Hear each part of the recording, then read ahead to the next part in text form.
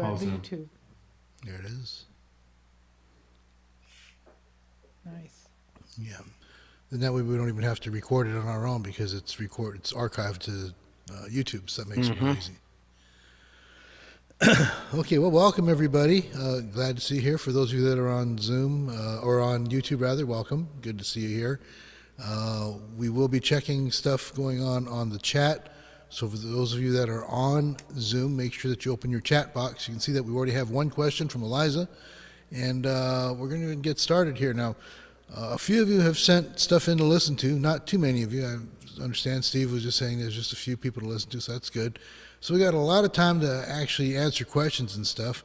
Also, I don't think anybody's here from the East Coast, so we can have some time to kick around a little bit here on the West Coast as well. And we can actually let Ben talk a little bit more about what he's all about and his book. So Ben, why don't you go ahead and take it away from here? Oh, okay. And I don't have any more Trog stories, so you wouldn't know what I'm talking about if you just joined. So I'm a music attorney, about over 25 years in the Los Angeles area, and mostly work with, all kinds of artists. In fact, I just got off the phone with a client who has an early recording of Prince that he actually owns. So he's going to do something with it. So I've been helping him with that. So do interesting things like that, but also with a lot of new up and coming and independent artists too. And I'm what you call a transactional lawyer. So I don't sue people. I don't go into court. I help people resolve disputes. There's a lot of disputes that go on. Hopefully one of the things I do as a lawyer is try to get people to sign agreements between themselves, just so there aren't misunderstandings that lead to disputes. But a lot of times people don't bother with that till it's too late. So I have to come in after the fact. But mostly I try to just guide people and give them good advice. And, I do have some industry relationships too. So sometimes I can help people get introduced to situations, although that's not primarily what I do. But I love music, and, I've worked with a lot of people that have had chart hits and things like that. But that's, that's those things you just hope kind of come along organically if somebody's creating great music and they're dedicated to what they do. And I did write a book a couple of years ago called The Music Business in 10 Easy Lessons. So that's on Amazon if anybody's interested, either as a physical book or a paperback, or you can get a downloaded version too. So that's kind of me in a nutshell, I guess. But I can definitely answer any questions anybody has about my history or what I do, or any kind of advice that's related to music primarily, although I do things that are related to film and television also. Because we've been talking about some of the issues with covers and stuff, that's one of the questions that we have here. Eliza wanted to know about the legal ramifications of incorporating a famous song into your own. It's kind of like mashups and stuff, which are very popular nowadays. People grab a lot of that kind of stuff. It's almost like sampling, I'd imagine, but maybe even a little bit deeper than that. Talk to us about that a little bit. Yeah, technically speaking, if you're going to incorporate your work into somebody else's or incorporate their work into yours, you're basically making let's just say you want to take a famous person's song or a piece of their song and insert it into your new original work, or at least the part that you created is original. Say you use their music and you add new lyrics or vice versa. You're basically making a derivative work of the original copyright, though, because you're adding to an original copyright that already existed. So usually technically, that would be a joint it's either going to be your version is just going to be the original copyright with permission from the original publisher or copyright owner, that they're letting you add new lyrics, for instance, to their song to, piggyback on top of it. But they may say that's fine, but we're not going to credit you. And you could make money off that version on the master side, but not on the songwriter side. Or they could agree that it's a joint work where it's basically a co-write, and that becomes a new copyright essentially. And then you could get paid as a songwriter, but you really have to get permission technically from the original copyright owner. I'm thinking it's the songwriter or the publisher. and because you're gonna re-record a new version. If you were gonna take their original sound recording and just that's a sample, so then you actually have to go to the original record company too. But I'm assuming that's not the case. You just want to. I think you want to and maybe that's part two of the question. Are you going to re-record the part from scratch, just using the original melody of somebody else, or you want to actually snip the original audio and incorporate it into yours? That would be a sample, and then you'd have to get a sample clearance. But with sample clearances, you have to get them both from the original record company and the original music publisher, which tends to not be the artist. Usually those artists, if they were famous, were signed just like the Beatles were signed to Capitol.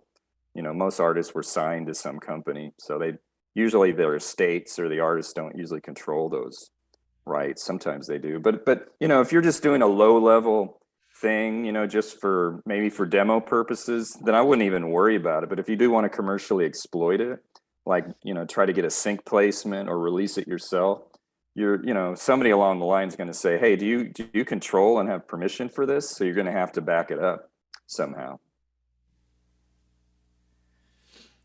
So yeah, Nalini was asking about performing in a venue that pays their if it's just in a live venue, you don't have to worry about it. Because that's but if it's going to be recorded and then you want to sell that recorded version, then I'm going back to the same thing I told you before. But it's just a live thing that you're playing live. You don't have to worry about it.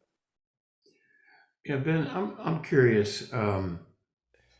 If you go through Instagram, what you see constantly are people who make these little quick videos, TikTok, I guess, as well, and they use very commercially well-known music. I guess my question is, how aggressively are some of these guys going after some of these people, or do they just let it ride? In other words, is it so small that it's not worth bothering with, or what's the threshold? Maybe that's a better question. Well, two things. Some of those platforms like TikTok or Instagram have apparently cut deals with the publishers and the labels where they actually, have paid fees, blanket fees to them so they can use snippets and do mashups. And then the performers or the influencers or whatever you want to call them don't have to worry about getting clearances because they've already been pre-cleared. But if they haven't been pre-cleared, the original copy, they get flagged these days because everything kind of has a digital fingerprint on it. So then the original copyright holder, whether it's for the master or the composition or both, they could have it taken down if they want to be aggressive about it. Or maybe in some cases, I think you can monetize, certainly on YouTube.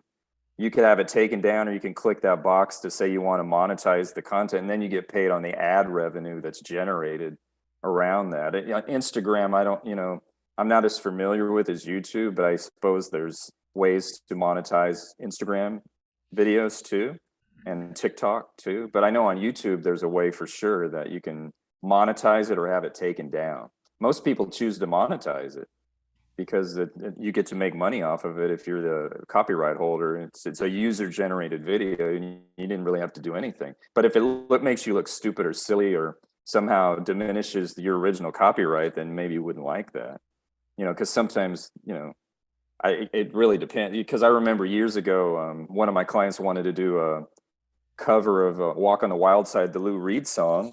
And Lou Reed was still alive at the time, but they wanted to change the lyrics slightly. I can't remember what it was. And Lou Reed listened to it and goes, "No, I don't.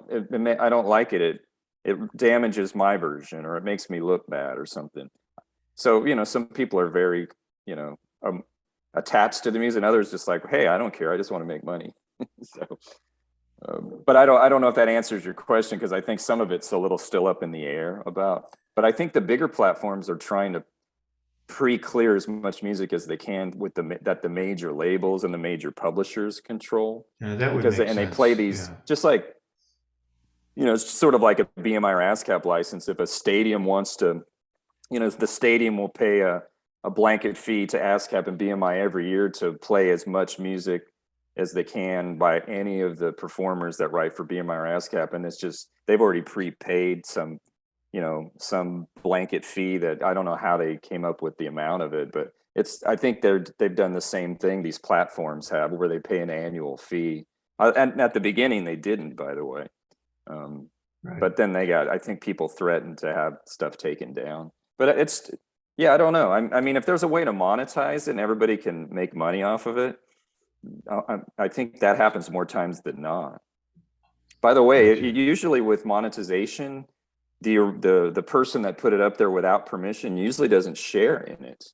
It doesn't get taken down, so they might have a benefit by building up a fan base, and then they can sell their T-shirts or other music. But the version that they infringed upon, only the original creators and the platform would be able to monetize it. Gotcha. Yeah. And that was the trade-off by letting them keep it up. Right. Because I went through that. I learned that the hard way. Man, several years ago, I was working with a guy. I guess I shouldn't mention his name. He's still out there, and he was doing these Disney cover songs, and he's from Africa. And he would like put on this African tribal, all the paint, and do these dances and kind of an African rap. And he became very, very popular. And some of his versions of the Disney songs were more popular than Disney's versions, like from Frozen and stuff. They had more views. And then Disney said, well, we're going to take it down unless you let us monetize it. And then we were like, well, can we at least keep a percentage of what you make? And they're like, no way, because you did it without our permission. Yeah. In other words, if it gets big, people will step in. If it's small stuff, people don't care. Yeah. Yeah. And that's usually what I tell people just in general, even like on doing, if you want to incorporate music into something, if you're just going to do a demo and test the market or something, maybe you don't worry about it. But if you think it's going to be big, or you're going to put a lot of money into promoting it, then I think you should go through the proper channels. Yeah. Well, I know there are a few really aggressive publishers and stuff. Like if you put up a Beatle or not an Eagles cover or a Prince cover, they'll snag you like in a second. Well, I know Don. I had experience with Don Henley too. Not that he wrote everything in the Eagles, but co-wrote most of it. Yeah, he's definitely like that. He doesn't like anybody to do anything with his music, and he doesn't really need the money either. Prince, I don't know. I don't know about Prince, but I guess his estate's probably fairly aggressive. I know that some people have tried to do stuff with Prince's music that they didn't have the rights to. So, like there was a guy a couple of years ago that I guess he was Prince's sound guy, and on the road, he was recording all of the rehearsals, and Prince was a great musician, so was the band. So they sounded like, master quality recordings, even though they were rehearsals. And then he tried to release them. And then Prince's estate had him taken down because, he owned the actual physical tape, but Prince's voice was on it, and he wanted to use Prince's name and likeness, and he didn't have permission for that. So they were able to have it blocked. There's also the thing about fair use that kind of comes into play here too. I was just talking to some people that were working with Weird Al, and that was really an interesting thing because Weird Al does actually ask for permission most of the time when he does that, even though technically it's fair use, as I recall. So apparently, I mean, I guess that again is kind of a fuzzy thing. If you're doing a parody, supposedly, but the thing is, there's factors the court will look at. Does your version, even the parody version, ruin the value of the original version? And how much money are you making off the parody? Because it's not fair to just like use somebody else's work to your benefit and the originator gets nothing. So I think because it's kind of a fuzzy line, that's why he does that. He just gets permission. And I don't think anybody's ever turned him down. I don't know what it was like at the beginning. Now he's famous and everybody thinks he's great, but I wonder at the very beginning if he was able to get people to, how hard it was for him to get permissions, because they were like, well, who are you? Because I remember hearing Weird Al when I was doing like a cover of My Sharona. That was like, must have been 42, 43 years ago. Does anybody remember that? Oh yeah. Remember the song. When he got, I think that's like, he was putting stuff on Dr. Demento's show or something. And I maybe he didn't get permission at first, and then learned the hard way. I don't know. Yeah, he's got a new biopic coming out real soon too, I heard. Yeah, who's playing him? Daniel Radcliffe. Oh, right. Yeah. Right, So that'll be interesting. Yeah. I used to, when I first moved to LA, I lived near Westwood for a while, and there was a Subway. Maybe the Subway's still there, and I went in there a few times, and Weird Al was in there, always getting sandwiches. I was afraid to talk to him though, but he always looked the same. He had like that Hawaiian shirt on. He looks the same today. By the way, I was also impressed with his musicianship in the 80s when I lived in Kansas, when the Monkees first reformed in the mid 80s when they were big on MTV. They did a tour where Weird Al was the opening act, and I went to see them, but I was actually impressed with how good of he could play the accordion quite good, and his voice wasn't that bad, and he had a great backing band. So I was kind of impressed with his show.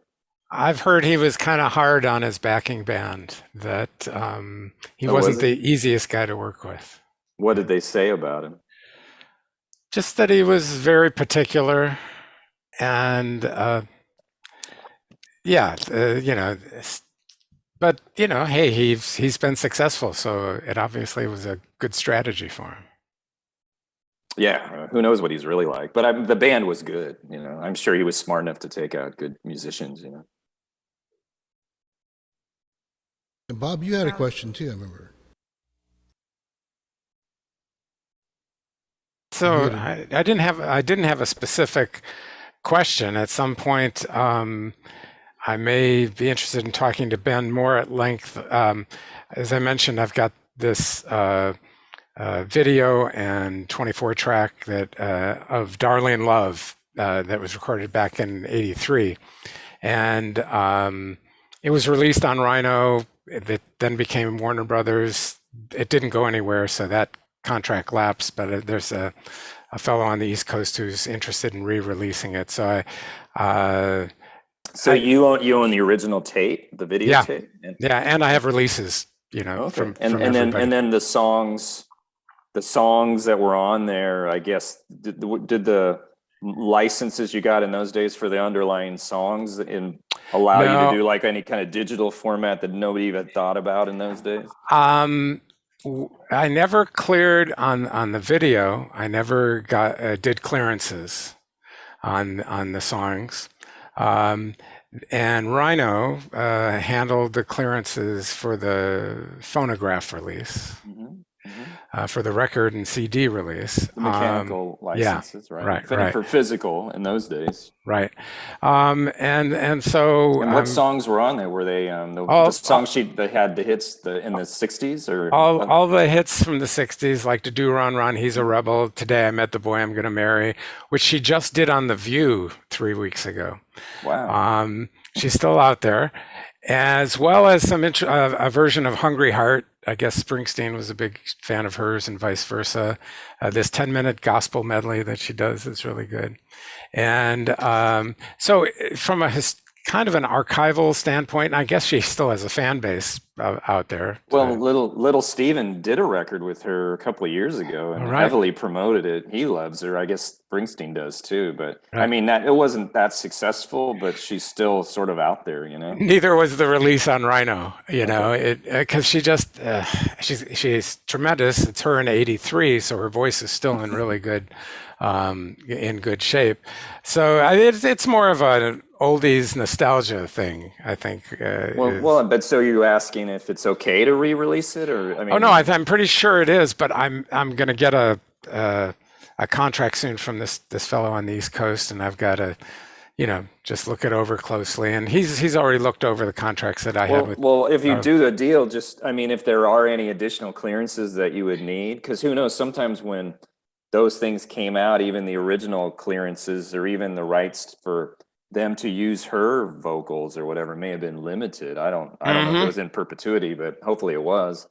My contractor put it on him. Put it on him. It's like, hey, yes, you can have this to put it out, but if there's any additional clearances, you need to handle it. I'm not going to handle it. Right. I've showed him all the contracts I have with the talent. And I think that's a great suggestion, which is to say, if anything else comes up out of this release, that it's his Yeah, it's kind of obligation. like he indemnifies you just so you're never on the hook for anything that if you were anything unexpected, you know. Right. No, that makes a lot of sense. Thanks. Ben, can But I ask you, if it was to be re-released, do you think that it is really important to go back to those record companies and get those their permission to use the product songs? already exists and it's been released before, but what I was saying is there's new channels that didn't exist when the original version Oh yeah, no, that may I not have got been covered in the licenses. I got the license with the talent was for any known transmission now Oh, or good, created in the yes, yeah, future. good. That's what it should have said, but Yeah, sometimes it didn't. right. No, it's And a if decent contract, not the greatest maybe, but and decent. then if it didn't say that, or it just said this only allowed for a physical, a CD. Well, in those days, I don't even CD. It's certainly vinyl and cassette. Sometimes it would say that, and that Right. was what it was limited to because nobody thought beyond that. No, I think I'm covered for any possible media, Good. Well, known or that's what it should created. say. Well, most of the like Rhino, normally they would.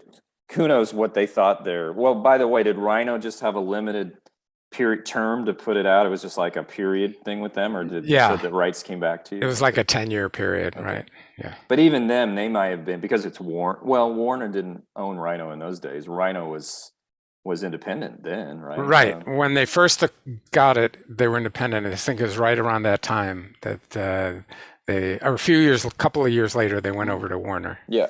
Well, strangely enough, my very first job when I moved to LA was working for Rhino, and Oh, that they had an office on Colorado and 20th Street in yeah. Santa Monica, and they were distributed by SEMA, which was Capital or EMI's distributor, but they were totally independent. And I know the guy I worked for, his name was Bob Emmer. He was the head of business affairs, Mhm. and I remember he was the one that made the deal with Warner's right about then. So Warner's took it over about 1990 or something like that. Because I remember he spent like a whole year negotiating with them. Well, Harold Bronson was the one that greenlit this release, and he was there for some of the mixing as we did it. And I also remember Bob Emmer telling me, because they bought the Roulette catalog from Morris. Morris Levy was still alive and owned it.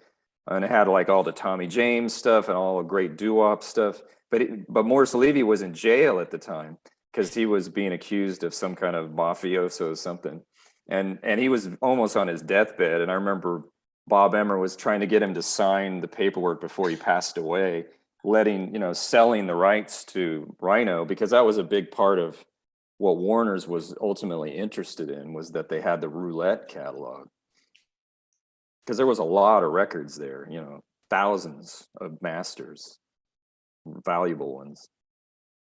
And it was just interesting. I also remember when they got the Roulette catalog, they wanted me I was like an intern or like legal grunt guy there doing all the grunt work nobody else wanted to do, and they made me look through the underlying agreements, to look for language like what you were talking about now, to see what they could do with things, because these contracts were made in the 50s, 60s, and 70s. And there was a Tommy James agreement from 1971. He'd already had all those big hits, Crimson and Clover, Crystal Blue, Persuasion, all that stuff had come out before. And he wasn't even 21 years old yet. He couldn't even sign his own agreement. In 1971, his mom had to sign it. So he must have been like so young, 17, 18, when he was having those hits. It really blew my mind that he was that, because when I look at him, I just always thought he was like a very mature adult guy. Well, Dirty Water sounds like a teenager. Yeah. Yeah, well, and that's the Standells. Oh, that wasn't Tommy James. Yeah. But anyway, it was just like, wow, But in those days, 21 was the age of consent. Now it would be 18, I guess. Yeah, kind of along the lines of catalog acquisitions and stuff. I just got word today about what was it? BandCamp getting bought out. Did you hear about that? Oh no, I didn't. Wow, So who? BandCamp just got bought out by Epic Games. Well, I hope that doesn't ruin. That's a really cool platform for independent artists, and it has that vibe. They sent out an email that said everything's going to be even better. Like I hope so. Of lots of course. people have approached us in the past, but they would have to be able to do this, and the other, you know. And the guy who started it 14 years ago says it's just going to be better. Well, I hope so, because a lot of artists that I work with have told me that that's one of the few platforms they actually make money off of. They, I think 86% of the sale goes to the artist. Yeah, yeah. So it seems like I don't know. Well, hopefully it doesn't But change too Epic much. Games is really huge. I don't know if you guys play any of those games, but No, but video games make more money than apparently film and music combined right now. exactly. By the way, and Jimmy, do you want me to do the chat? There's a second question on the chat there. Do you want me to get to Yeah, yeah. that? Go ahead and go for that. Can you please talk about the music biz? Do we need an attorney, singers to submit songs to publish or to submit to me? Well, no, I don't think you need an attorney. Well, here's the thing. I don't personally know. I'm just speaking for myself and people that I know. I don't really know any attorneys in today's marketplace that really pitch music for publishers or record deals. It's very rare, because it seems like everything's driven by social media, especially on the record label side. Most of these artists that are getting deals now, it's because they have a big social media following, either on TikTok, Instagram, YouTube, or they've self-released something on Spotify and it's already got numbers.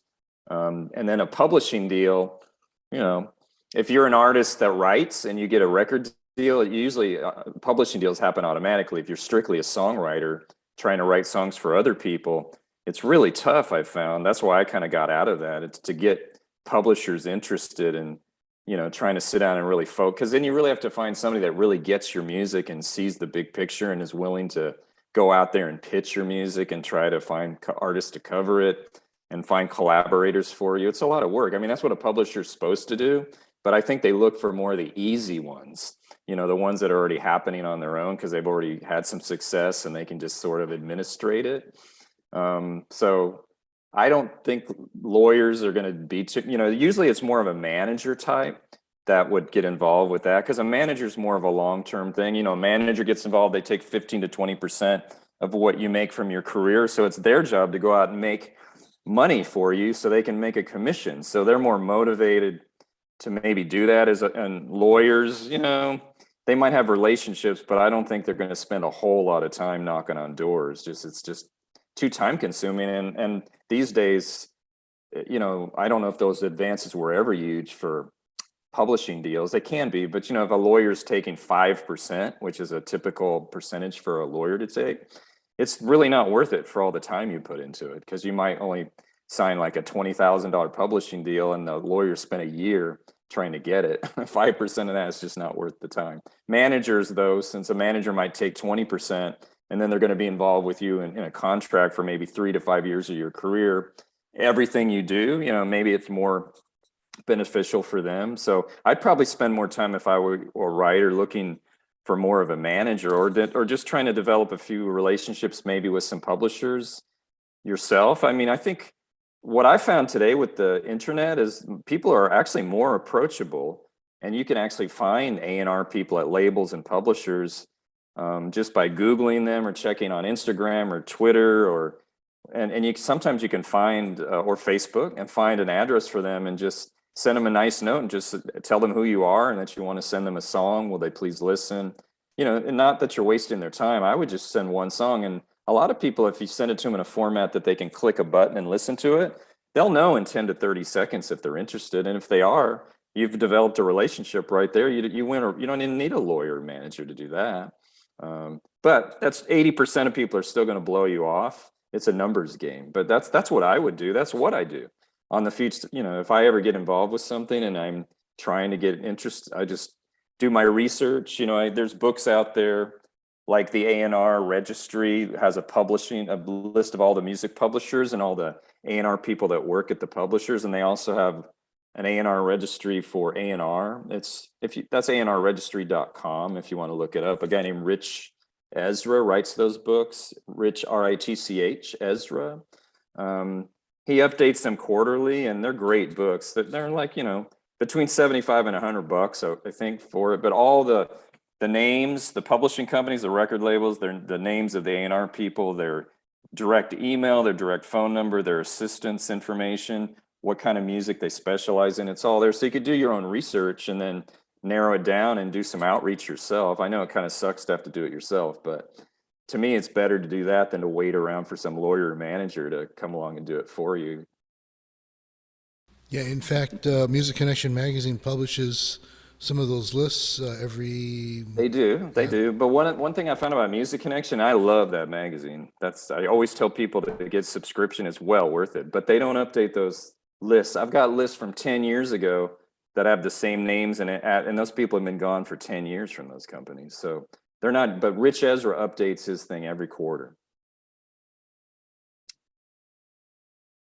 By the way, not everything in Music Connection is out of date, but there are some. Yeah, it's always good. But it is true. But that's a good resource, and they do all that's online too, I believe. Yeah, it is all online. Yeah. Music Connection is one of the few magazines that I would recommend. That if you can get it for free, whatever. But if you want to get a subscription, I have a subscription. They send you a hard copy 12 times a year, and then everything's online too. And they do have great lists for attorneys, publishers, A&R, radio promoters.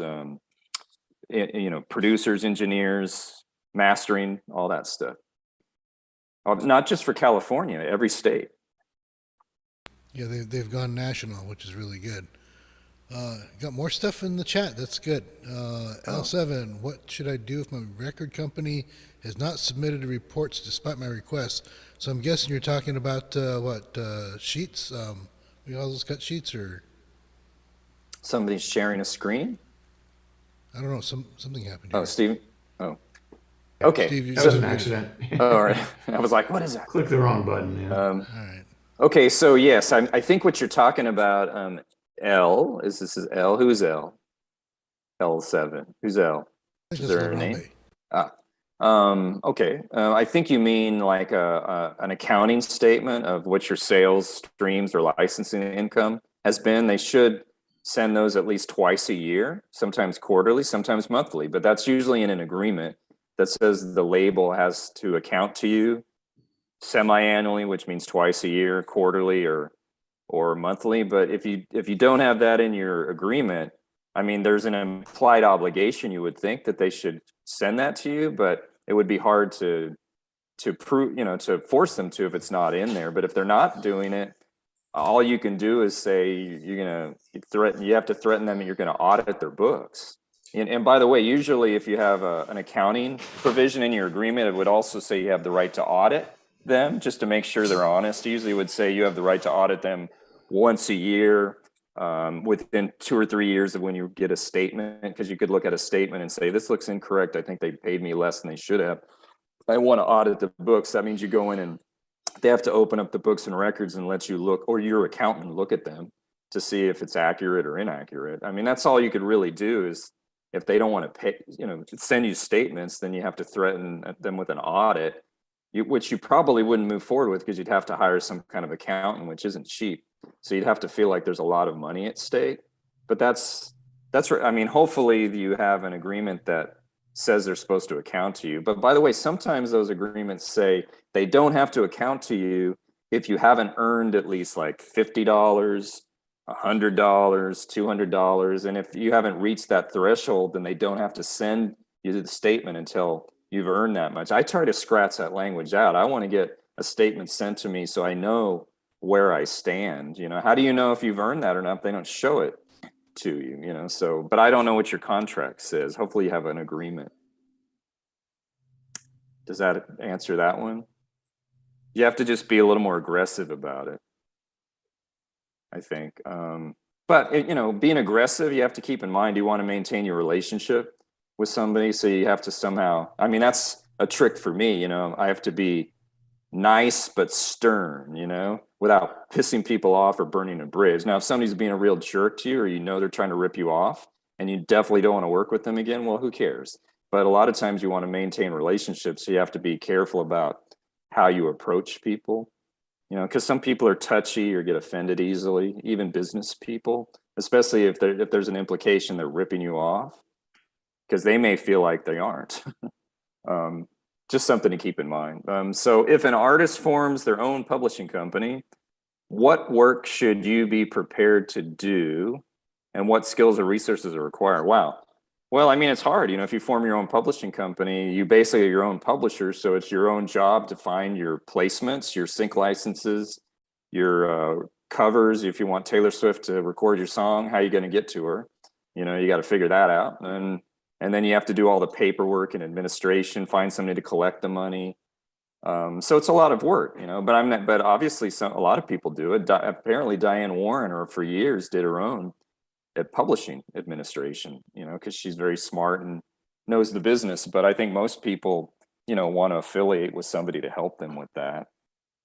But I mean, at the beginning, a lot of times you have no choice but to do it on your own. But it's not that hard to form a publishing company and join ASCAP and BMI and open a bank account and all those things. But the hard part is, how do you make money off your songs? I mean, that's the tough part, I think. But because a publisher theoretically is supposed to go out there and create money for you. They're supposed to find placements, covers, licenses. So you have to fill that. You have to step into those shoes and do it yourself. And by the way, if you're really motivated, then fine. I mean, maybe you'd do a better job than a publisher would, because sometimes publishers have, say, 100 songwriters in their roster, and you're one of 100. They may just not pay any attention to you. If you're the only one on your roster, you're going to get priority. I want to follow up on this. Is my question. I think I felt that it was a good idea to form a or a publishing company just while I was enrolling in BMI.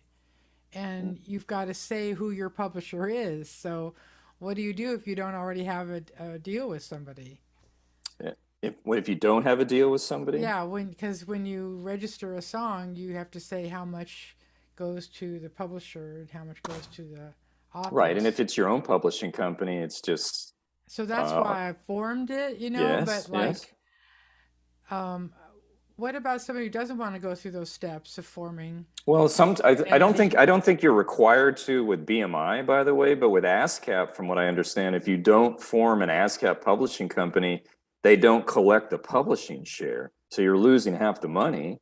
Right. With BMI, I think you can just sign up as a writer, and they automatically also pay the publishing share to the writer's side. To the writer, they do? Okay. Yeah, I think BMI, but ASCAP doesn't. I don't really know That's a really big difference between the two. I think most people, just for professional reasons or just to look more professional, they just form their own publishing company. But sometimes they do that because ultimately they want to partner up or do a co-publishing agreement with a bigger company, and then you would have to have a publishing company in place. Right. To do a co-publishing deal with somebody like Sony, Warner, Universal. But I don't think there's a requirement that you set up a publishing company unless you want to join ASCAP. Unless you want to join ASCAP. No, I'm already BMI. Yeah, but but I'm just saying, once you form it, I mean, I guess I'm talking to you, you've done it. I mean, you're your own publisher. So I guess it is on you to find all the placements and all the exploitation opportunities, right? Yeah, no, I just wanted to hear kind of your take of what is involved, what's required, and it was helpful. Yeah, well, definitely register, at least as a writer, with ASCAP. If you have anything coming out, I mean, it's so strange how even today a lot of people don't really know what BMI or ASCAP is, or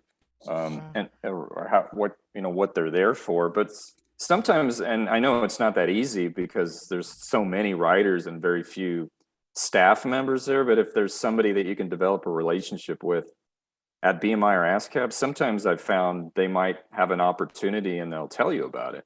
Like, oh, we heard that there's a sync coming up, and we thought maybe you might be able to write for that, or you have music for that, or there's a collaborator that's looking for a co-writer and we thought of you, because I've seen a lot of successful projects come out of BMI and ASCAP because somebody inside took a initiative to just help a writer. But I'm not saying they do that as a general rule, but sometimes it's just a matter of it's harder these days, but just going to events and meeting people, and then they know who you are and they already like you. Mm-hmm. I don't know.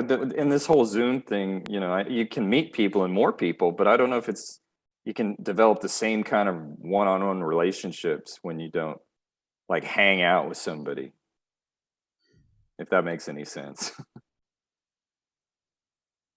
I have this one group. Would you agree, Jimmy, that Ham Bones on Tuesday night?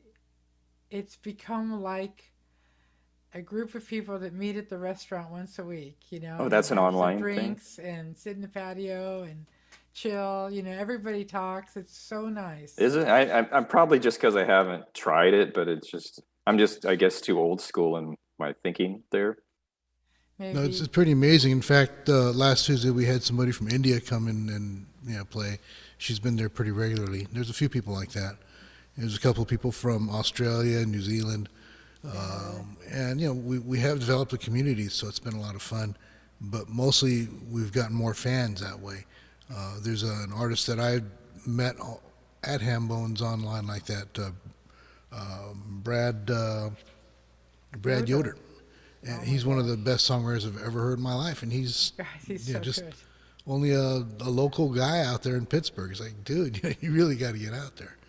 So we'll see. Yeah, there's more stuff popping up on the chat here. So Well, then let me see. Then, as a music attorney, you represent the artist contracts. Yes, mostly handle all that boring contract stuff.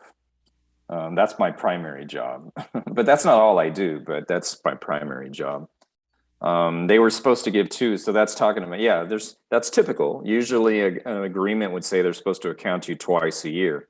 I mean, if that's not written into the agreement, I certainly would try to insert that, but usually it's in there, So, but I haven't looked at your agreement. If it's not in there, that's very strange. It's very strange for there not to be something saying we pay you a royalty and we pay it twice a year, or or once a year, or at least quarterly or whatever.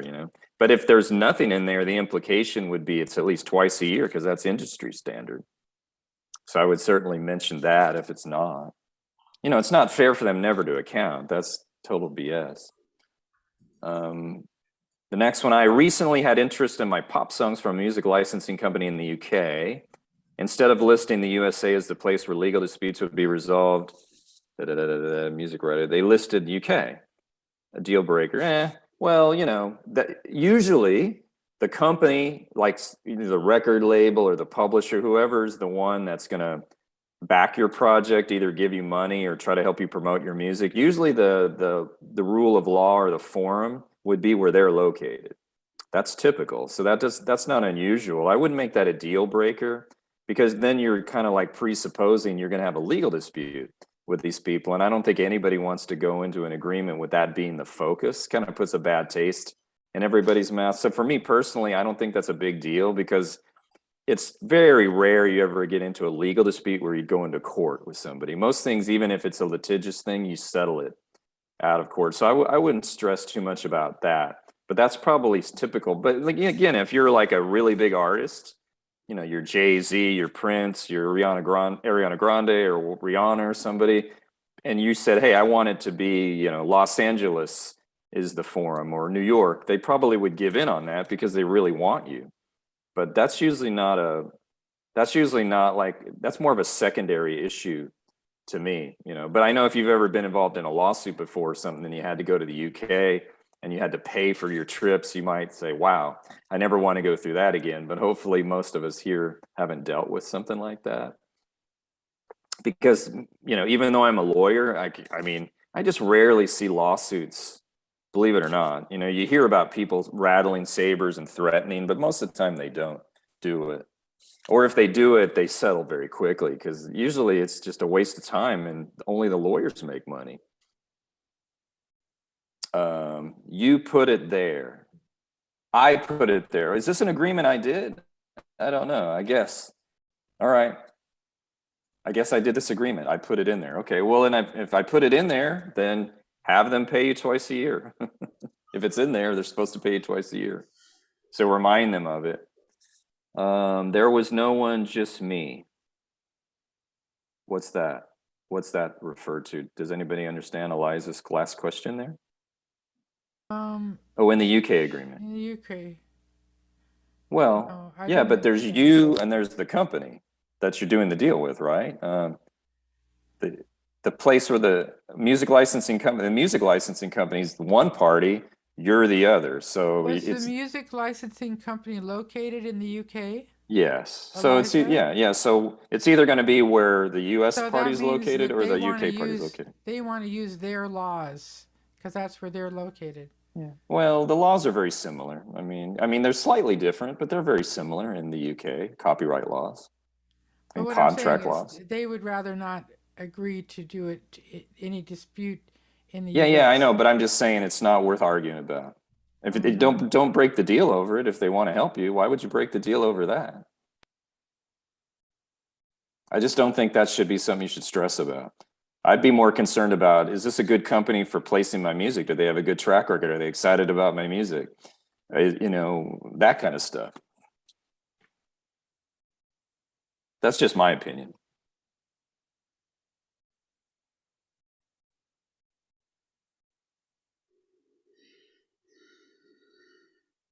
You're welcome. Because I like to make deals. I just want everybody to get to work. You know, even though I'm a lawyer, but I'd rather spend the least amount of time like going back and forth on paperwork. You know, it's like, let's just get this deal done, make it fair, and hopefully everybody can go to work and make money.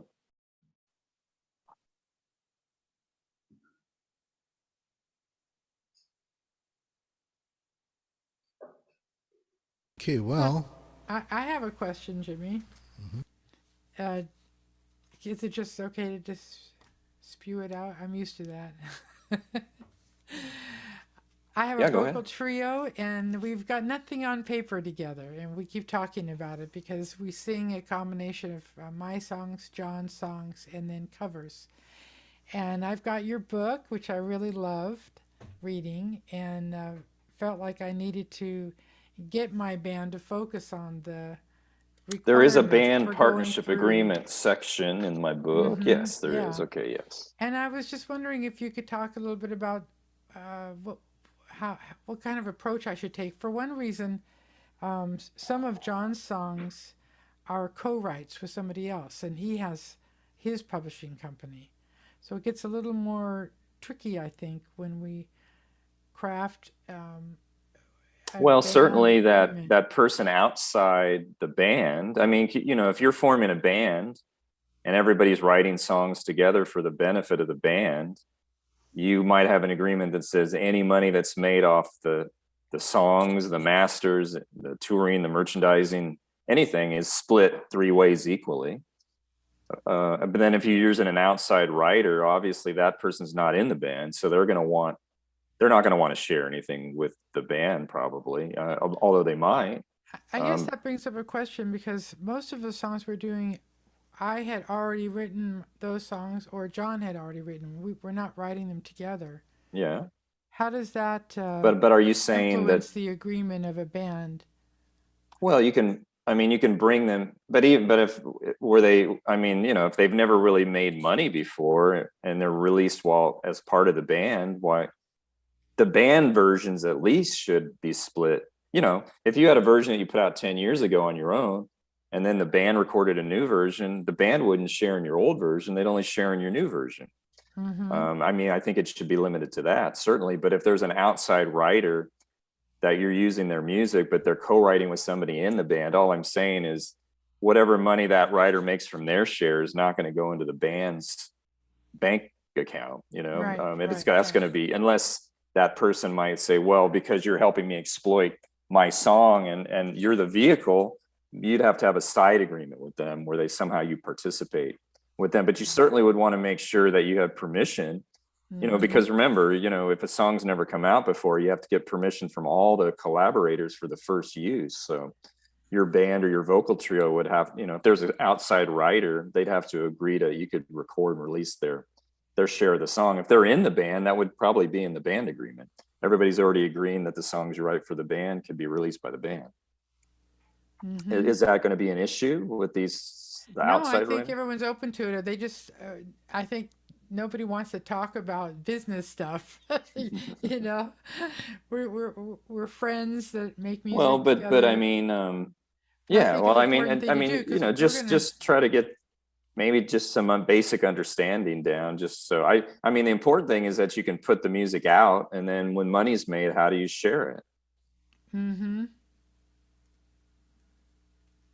All right. Is that going to Well, be a problem? That's the end game for everybody, is to make money, right? yeah, I just wonder, maybe is it good for us to come in as a group and have you or somebody pose the questions and get us to think Well, I about could, what we should be I can do talking it. about? I mean, Because I don't know how to lead the process, you know. I just know I want to get it done. yeah. Well, it's not, it's just Jimmy, can you relate to what I'm talking about? yeah. I can. Somebody's got to take the initiative to be the business person, though. Somebody's got to. I mean, Uh-huh. I don't know. Sometimes it's like, why bother? But you just never know. Hopefully, everything's successful, and you just want to have everything kind of lined up in advance so you don't have issues later. And even you want to place your music with a film, TV show, or whatever. They're going to say, hey, do you have all your underlying permissions and clearances in place? Mm-hmm. So otherwise they won't deal with it. Thanks. Yeah, that underlying thing is a big deal nowadays, especially with the Modernization Act, because everybody is listed and gets a piece of the pie, kind of a thing. So it gets kind of tricky. I know that one of the songs that I did with my band, I couldn't get one of the vocalists that guested, to to actually sign off on her performance. So we never got that thing placed. That was kind of unfortunate. It was a guest vocalist. Guest vocalist. Yeah. Yeah, but when you hired that person, was there an understanding that you were going to release it and she would have to sign something later, or what was the deal there? Yeah, it was a very casual thing, no big deal. Just go ahead and, yeah, if any money comes up, let me know. So I tried calling her, and she never called me back. So instead of just putting it out, you just took the high road and didn't include it because you didn't have anything in writing with her? Actually, the people that wanted to use it in the film said, "Well, Oh, yeah. They're It's strict just- about that. they Well, didn't why? wanna take the What's risk. the deal? Why did she disappear on you? Why? she's just too busy being a mom." One Well, of those things. But I mean, it's just money in her pocket. So why would she Yeah. not get it back to you? That's the whole problem. For her, it wasn't that important, and the money probably. But for you, it's wouldn't- important. Yeah, for me, it was important because I wanted to get the placement so that we could start a resume. But why did she do it? Why did she agree to do it? I don't understand the mentality there, and then just This is a disappear. recording that was done like almost 20 years ago. Oh, I see. I see. Yeah. I see. When it really wasn't that important. We just kind of put it out there, and it sounded great, but unfortunately, I can't get a hold of her anymore. So Okay. Would you happen to know the major points to look for in a good music licensing contract? I'm assuming this is like a sync deal. Is it being non-exclusive in the length of the contract, or maybe a music library deal? Are you talking about a music library deal or where somebody's placing? Yes. Okay. Yeah. Non-exclusive is always better than exclusive, because if you have a non-exclusive music library deal, that means you could put that song in multiple music libraries. So you have multiple people theoretically pitching your song, or at least you're in multiple databases to be discovered. So that's always better than exclusive, because what I don't like about exclusive deals is you're putting all your eggs in that one basket, and that music library may just sit on your song and never really pitch it, and then you can't go elsewhere. Now, if they're making you money, then it's fine. That's their job. But so in a perfect world, yeah, you probably want to do non-exclusive, but some of those music libraries will only do exclusive deals. So if you're going to do an exclusive deal, make sure you put something in there that, say, within a year, 2 years, whatever, if you haven't made a certain amount of money off that song or songs, you could terminate the deal, or at least turn it into a non-exclusive deal at that point. So that's like an exit strategy or a reversion or whatever you want to call it. If you don't put something like that in there, usually there's a term anyway, but say it's a 3-year term and it's an exclusive deal, and you put all your valuable songs in there and they didn't get you any placements, you made no money, so that was horrible. So I always try to put what I call a performance clause into that. But it varies. It might just be a year, 18 months, 2 years. It really depends. You have to give people a little bit of time to do their job, right? And the other thing is, maybe if you're going to do an exclusive deal, don't put all your works into one deal. If say you have 30 songs, I wouldn't put all 30 of them into one exclusive bag, because then you got all your things right there. And what if they don't do anything? Maybe you put 5 of them in there or 10 of them in there, and then the other 20 you could put elsewhere. Hopefully that helps a little bit. There's also the thing about retitling. I Yes. think some people don't understand that. I'm going to touch on that a little bit and talk about retitling. Well, that would usually come up in a non-exclusive deal, because if you're doing a non-exclusive deal, say you have a song called I Love You, and then you're going to place that in 5 different music libraries, and then they're all pitching the song. You know, that's a very common title. And if it gets placed, maybe the wrong party gets credited for placing it because nobody really kept track of it. It's not an unusual title. So these companies, usually if you do a non-exclusive deal, it'll say, we have the ability to retitle your song so we can verify when we get a placement that we were the source of it. So they might completely give that song, I Love You, a brand new title, I Hate You or something, or else they put like a number 1 in front, a number 1 in back, an X in front, an X in back. So somehow it designates their song title slightly different from anybody else that's pitching the same work, if that makes any sense. So if they get a placement, it'll always tag back to them. And that's not a bad thing, in my opinion. I just like to know if somebody's going to retitle the song, I think they should tell you, so you'll know that what title they're actually pitching. But I don't think it's a problem personally, and it's usually in those deals. I don't know, Jimmy, have you had bad experiences with retitling? Well, I've heard of people that have the same song pitched, you know, theoretically as an exclusive with one company, but then it's also being pitched with another title from another company. Yeah, and it's not, yeah, right. You can't, that's the thing. That's the only downside. If somebody thinks they're getting an exclusive, remember the words and the music of that song are the same, but it's a different title. So all of a sudden, all of a sudden it appears on a TV program under 2 different titles, but it's the same music, or say it's for an advertisement.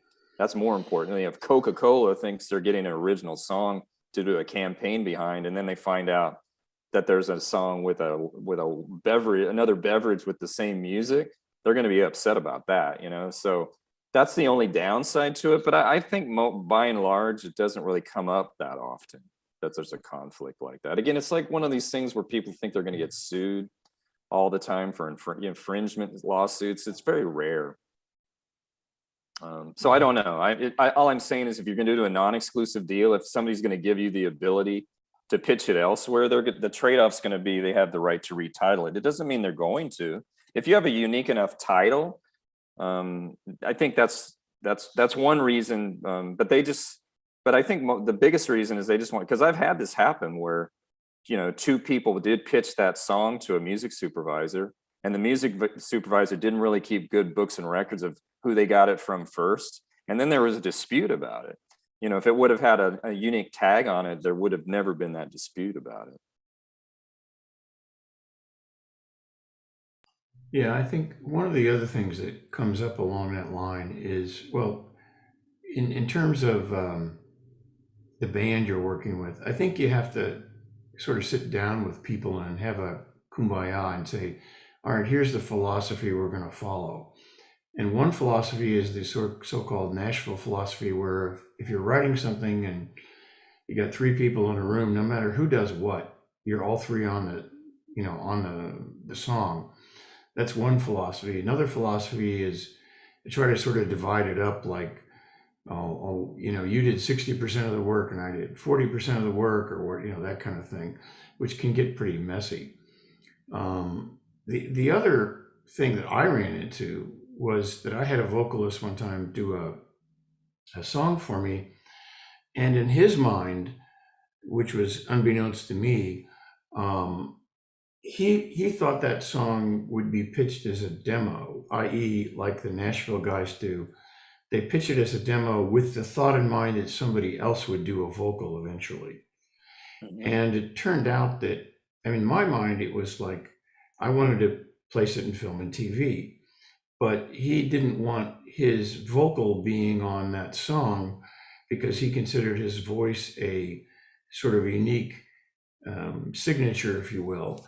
And he thought that song his voice would only be on that song as a demo, but not as a final placement. So if you're going to hire a vocalist, that's another thing that you have to be really clear about.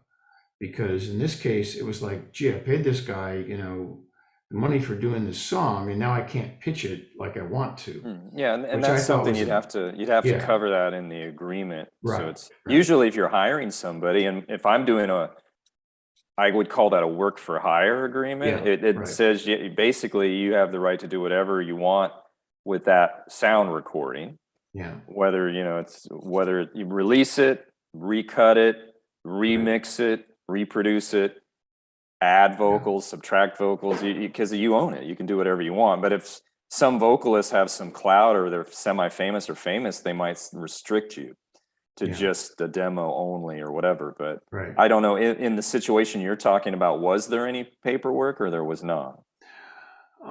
To be honest, I don't even remember, but the bottom line was I wound up just redoing it myself with my own vocal, and I could Okay. pitch it anywhere I wanted to.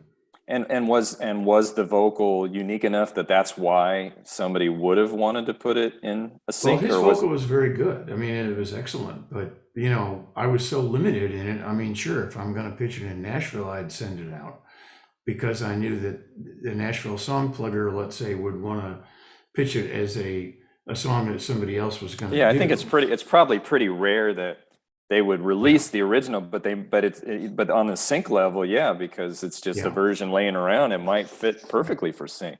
And still, Exactly. yeah, you're right. But I'm just saying, if you're going to pay somebody to do a demo session, you probably would Yeah. want to give yourself broad rights. Yeah, I'm just bringing it up because it's a situation I ran into that I didn't anticipate, and it's sort of a learning thing. Well, You that's learn, that's for the why future. Yeah, that's why if you've ever seen a major label recording agreement, say it's from Epic Records, it's 75 pages long because wow. over the years, all these weird scenarios came up that they didn't anticipate. So then they make a provision they stick in their agreement, and Yeah. it gets to be super long. Yeah. Because you never think about it, and then it comes up, and all of a sudden it's like, wow, yeah, that's obvious. Why didn't I think about that? It probably happens more often than you think. Yeah. But even me, when I draft agreements, I try to do short form agreements as much as possible. And you can't always cover every situation, but you try as best you can. Yeah. But I think that's a valid thing you brought up, because it definitely could happen. Although most vocalists I know, or guitar players or whatever, if they're session musician, they just want to get paid. Yeah. And maybe they want to get a credit, and maybe they might even be entitled to a royalty if they're big enough, but usually it's just a one-time fee. Right. That's that, but if you're not paying them much, then they might want to restrict you. But most of them just want to get the money, and some of them, I don't know how important the credit is, but certainly if the sync came out, you have to accredit them if their vocals on there, I would think. Yeah. Although even as a work for hire, sometimes you can actually say, well, I can change the authorship. I can credit whoever I want on this. I could put my own name down in place of yours. I mean, that's not cool to do it, but some work for hires actually allow that. And some I used to work with I won't mention her name. She's a very famous songwriter now. She's had many, many pop hits for Justin Bieber and people like that. When I worked with her, she was up and coming. She was having a few hits for like Selena Gomez and some people like that, but not the singles, more of the album cuts. But I remember on the side, she had a great voice. She was like doing these demos with all these EDM artists that needed like these female vocals just on top of their tracks, these EDM tracks. And she was just getting paid session fees, and she was kind of shy, and she didn't want her name. So we'd have to put in the agreement that they couldn't credit her as the vocals. She was like a ghost vocalist. And then later, once I stopped working with her, she actually got signed to Universal and had a couple hit records as a vocalist. But when I worked with her, she didn't want any vocalist. She didn't want her name on anything. So sometimes the singers don't want their name on something, but usually I would think they would.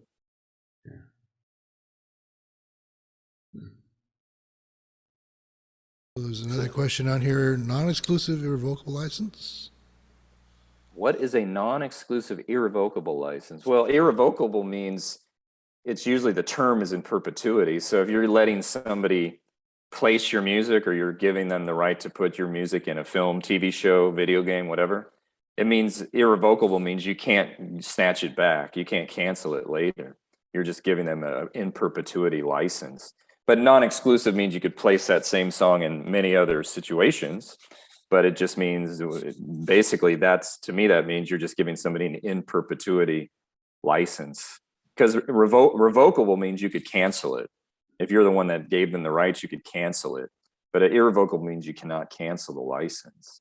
So that could be bad in the sense that, well, say, usually the only time I can think it'd be bad is if somebody takes your music and puts it in it. Like, say you gave them the right to put your music in a movie, but then it ends up being in a scene like a graphic sex scene or a graphic violence scene that you didn't want to be associated with, and you'd rather have it pulled out. But guess what? You can't, because you said irrevocable. Music library.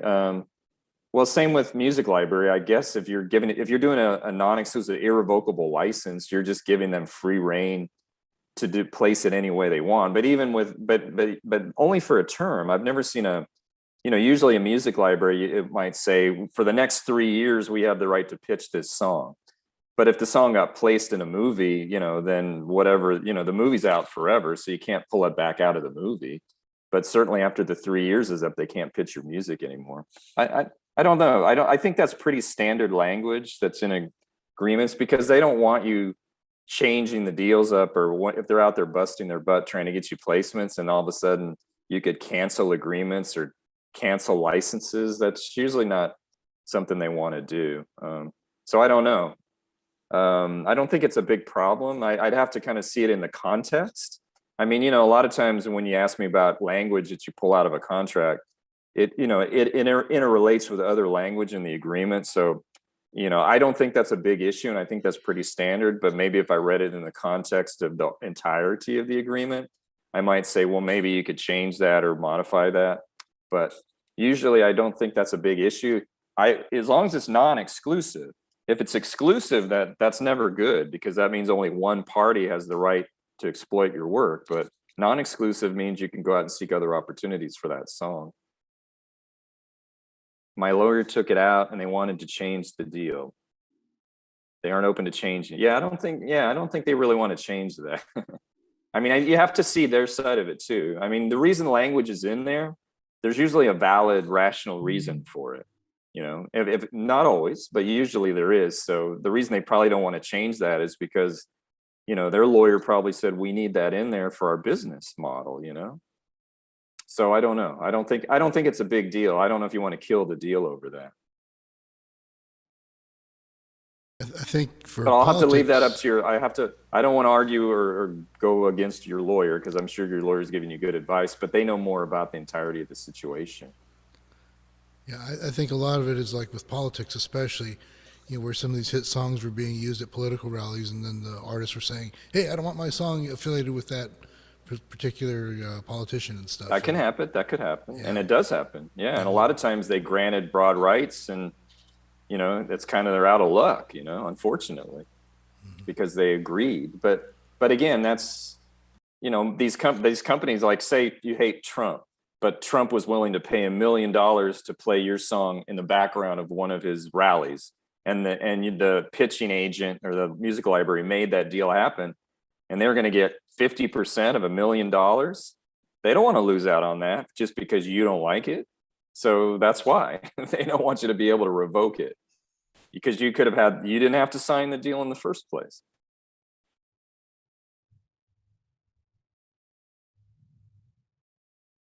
They aren't open to anything. Haha, the lawyer said the deal was not in my favor, but it's my first music licensing. Yeah, well, if you need to get your foot in the door, I'd say get your foot in the door and let somebody exploit your music. Because, if you start getting exploitations and you'll make money and your name gets out there and your word gets around, it'll lead to other opportunities. So that's why I always, once you have a lot of clout in this business, it's a lot easier to get people to change things like that. But when you're starting out, I'm not saying you are starting out, but it says this is your first music licensing. So at the level you're at, it's probably better, as long as if it's a non-exclusive deal and it says you can get out after 18 months, I guess, if they don't do anything with your music. That seems pretty fair to me. But double check with your lawyer. remember, at the end of the day, lawyers can give you advice. I always try to give the best advice I can, but ultimately my clients make the final decisions, because I want, it's their life, their music. I can only tell them what my opinion is, but I don't think you should have a lawyer dictate. If you don't agree with the lawyer's assessment or you still want to do it, do it. I think you have the better sense of the industry standard. I think that's probably what's important. Well, yeah, industry standards too. Yeah, there are some. Yeah. Sometimes not, but usually there are. But I mean, there's never a perfect deal, because you could show me any contract. I've had many people tell me, "Oh, this contract's, you won't have any changes to it. It's great. It's like super artist friendly." There's always something in there that in a perfect world you'd want to change. But you have to just take in everything. You have to take into account your leverage, the situation, and what the upside is, what the downside is, and all those things.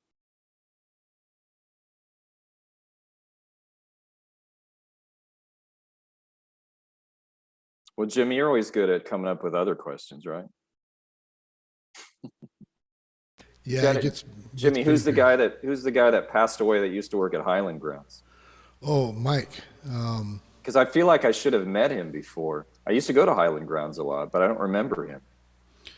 Yeah, he was always running sound back there. He actually looked the same for like the last 25, 30 years.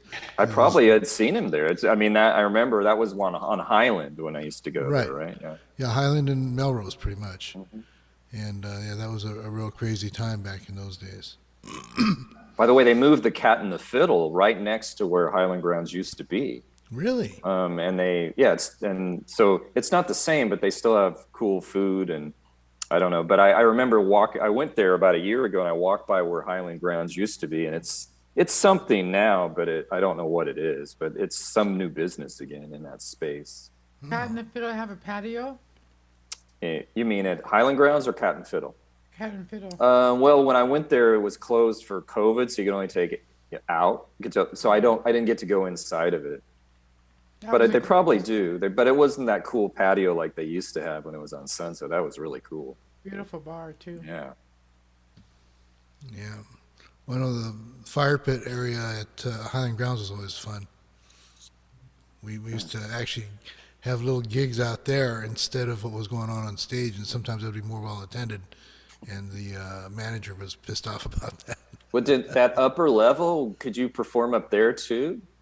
At Highland Grounds? Yeah, there was an upper level too. Remember? Yeah, that I think the floor fell through, so they shut it. Oh, okay. Okay. Yeah, that place was kind of a dive, really, but it was interesting. And what band? You said he was in a band when he first came out here, though, right? He was in a band called the Jets, not the Filipino band, but it was another band, and they had toured for quite a bit as the Jets, I guess, from the East Coast. And then they came here, and then everything just kind of fell apart. But by the way, I liked the Jets, the '80s, the Filipino group. They had some great songs, and they were very young. They were a family group, and this was like over 20 years ago. I went to Vegas to the what's that hotel that looks like a medieval castle, kind of? You know which hotel I'm talking about? Yeah, right across Excalibur. from MGM, Excalibur. So I was staying there. My daughter was very young, so it was over 20 years ago now. And I was holding her we had just checked in, and we were going to go get into our room, and we were walking through the bar casino area, and there was a little stage over to the side, and I heard this music, and I was like, that sounds pretty good. And I looked, it was the Jets playing, and they looked like they had most of the original members, but it was in the casino, and my daughter was under 21, and they wouldn't let us watch it. They was like, no, you got to move. And so I didn't get to see them perform. I was pretty bummed. Yeah, they've become a Christian band, so they play the Christian circuit now. Quite a bit. Wow, they had some great songs. Yeah. By the way, one of my favorite songwriters named Rupert Holmes wrote You Got It All, the You Got It All song. But apparently he wrote that for his daughter passed. Do you know the story for that? No, I don't know the story. His daughter, Pat, because he's a great writer, but he's the one that wrote If you like Pina Colada, Right. the Pina Colada song. But he wrote many, many hits for people like Barbra Streisand and other people before that. But he wrote that song for his daughter who had died of cancer at a very young age or something. Wow. And then the Jets covered it. So it's actually quite sad. You know? What was the name of that song? You've Got It All. You'll know the song. It was a It was a huge hit, yeah. huge ballad, top 10. Great song though. Rupert Holmes is a great songwriter, but most people just know him for that disco kind of thing. But he wrote a lot of great songs for other people. Yeah, the Pina Colada song was one of the most misogynistic songs listed, I think. It's kind of funny. He has a song on that same album called Hymn, which was also a top 10 song that you might recognize if you listen to it. That's a great song. But most people don't remember it because it was kind of overshadowed by the other one. Yeah. Cool. Well, we've got 4 songs to listen to. Let me see. How open are you to representing an artist? Well, I mean, I guess it depends. Again, like I mentioned before, I'm all day long. I help people with, looking over paperwork, advising them on, trying to get through the business without signing the wrong paperwork, or, just trying to give basic legal advice. But as far as trying to take an artist or develop them, or a writer and develop them and try to find them a manager or a label or a publishing company, I don't spend a whole lot of time doing that just because I don't really have the time. But I'm not that I haven't or I won't ever do it. I have, and I probably will again at some point, but it has to be something that I really feel 100% dedicated to and willing to put a lot of time into. And usually it's just, it's more of a time factor more than, because I think everybody's talented, and I don't ever want to like somebody feel like I don't respect what they're doing. And you can't take offense just because somebody doesn't want to rep you. I found most of the time it's just because they don't have the time, because there's only so much time in the day, at least for me, because we're not a big firm. Some of the bigger firms might have more staff, but even whoever's repping you, I really think you want them to be your key person, because you don't want to go to some lawyer who you think's repping you, or manager for that matter, and then it turns out that they push you down to somebody else who's a stranger that maybe doesn't care as much. You know what I mean? So I really think you always want to have personal attention if you're going to have a representative that really cares about you and wants to put in the time. Otherwise, you could say, I got the biggest lawyer in the world repping me, but if they're not doing anything, what's the point of it? Yeah, we've got, I think Chip Schutzman was one of our guest speakers, and he talked a lot about representing artists and how that works, like on a management level, which is kind of what I think you're looking for there. Well, managers I've found tend to get more involved with developing and helping people get deals these days. Maybe it's always been like that, but because they've got a much bigger stake in the action, usually they're getting 15 or 20%, and they're tied in for 3 to 5 years off of anything the artist makes. And lawyers might just be paid by the hour, or maybe they're taking 5%, and they could get fired at any time because usually you don't sign anything with a lawyer. So it's a little more, I mean, I can't tell you how many times I've helped people get deals or move up in their career, and I was the first person that they forgot about when they became famous, and it's frustrating, so it's just like, I don't have a written agreement to protect me, and I don't really force people to sign things like that, unless the only time I've ever made somebody sign something is if I really was involved with developing them and shopping them. They have to sign an agreement. It's like, hey, if I get you a deal, you have to give me X% for this number of years. So at least then you have a legal basis for it. But usually with lawyers, it tends to be more of a handshake kind of a thing, and there's just has to be a lot of trust there on both sides. But most managers would make you sign some kind of long-term contract, exclusive. Well, I'm not saying that's bad, but most managers would force you to do that because they're putting in a lot of time. And by the way, there's not that many, anybody can say they're a manager. That's the weird thing about managers. Anybody can be a manager. You don't have to go to school for it. You don't have to have any kind of any experience. You could just say you're a manager. That's why there's all of fathers, brothers, friends, homeboys that are managers, but they really don't know what they're doing. So, if you're going to go with a manager, try to find somebody, number one, hopefully that has experience in the genre that you're in, and number two, that hopefully has passion for your music, because it does take a lot of time. And, obviously out of the two, you'd probably go with somebody who really would kill for you, because, all the managers that are famous now started with somebody when they were nobodies. So, and they just put in the effort and worked hard. And, so all those things you have to take into account. But again, you could have a big manager on paper, but if they're not really putting in the time and effort, it's frustrating and just a waste. Yeah, it's just like a publishing deal, essentially. So. Yeah, well, any kind of deal you do, if it's going to be exclusive, just try to make sure the person that you think is going to be helping you is always going to be there for you. And if they're not, that you could exit the deal. I call that a key. It used to be called a key man clause, but I think now you should call it a key person clause. But, just because otherwise you could be stuck in a deal where you just have to wait it out, because, you're tied in. And the thing about management agreements, by the way, if you ever see one, all it says the manager has to do is advise and counsel you. Doesn't really say they have to do anything. You could put it in there that, hey, if you don't earn me at least $100,000 a year, or if you don't get me a record deal within a year, I can get out. But most of them don't say that. They're just like, we'll be your manager. We advise and counsel you, and you pay us 15 to 20%. And that's the deal. So there's a lot of trust there. So you have to go with somebody that you really feel, can do the job. But there's just, that, like I said, there's no credentials involved. Anybody can say they're a manager. At least with a lawyer, hopefully they have to have gone to law school and passed the bar. But with anything in this business, from what I found on the business side, it's you hope you work with people who love music, but they have to have relationships. That's really the value of anybody you're working with. Can they get somebody on the phone? Do people respect them?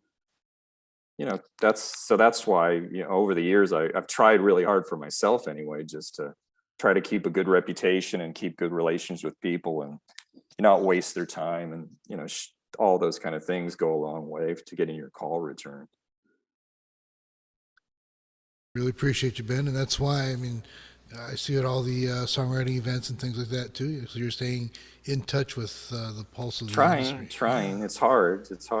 No, it is. It takes a lot of energy, but I'm not complaining, but because I love music. But, I probably like it. Well, at least remember, I'm not really musically inclined like you all are. I'm just a music fan. But, I probably came out here hoping, I'm just being honest, that, I'm going to discover the next Beatles at the Troubadour and become a millionaire. But it doesn't really always work like that. Yeah, and in the new industry, everything is changing so fast, it's impossible to really keep track. I'm hearing and seeing so many incredible artists online that I've never heard of before any other way, and it's just phenomenal. Well, even from I'm noticing the major labels are doing joint venture deals with India. They have divisions in India now, in South Africa, and I'm seeing people chart on even Kiss FM, and I have satellite radio, a lot of the pop stations with, these artists with these foreign names from these places, and they're singing in foreign languages sometimes, but they're in the top 40 US, so that kind of stuff never would have happened before. So obviously the market's way more open, and the names are strange because they're foreign to me. Have you seen some of that? Yeah, and then the K-pop, J-pop phenomenon. That too. Yeah. That's incredible, and some of that stuff is really, really good. It is good. Yeah. And by the way, a lot of the K-pop stuff, because I rep some of those writers, is written by American writers. Some of them just do it from here, and some of them actually go over there quite a bit to writing camps and things like that. So that's probably one of the reasons why it sounds, Americanized.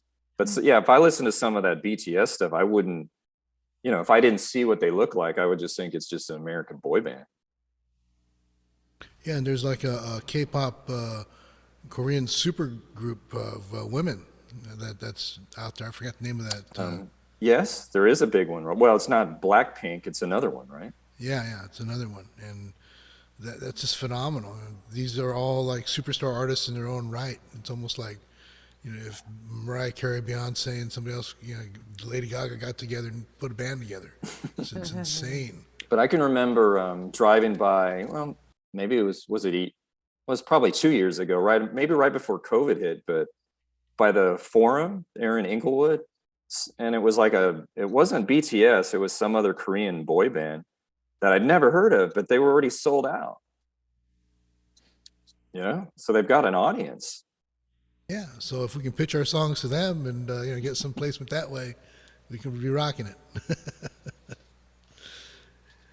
And so with that, we've got some stuff to listen to. Steven, why don't you just go ahead and pull them up and let us know what's going on. Okay, let's see. First up, we'll have Ed Lackey. It's called Your Eyes. And let me see. What I'll do is I'll wind up sharing the screen and then pulling up the lyrics. So bear with me a moment. And let's see. There we go.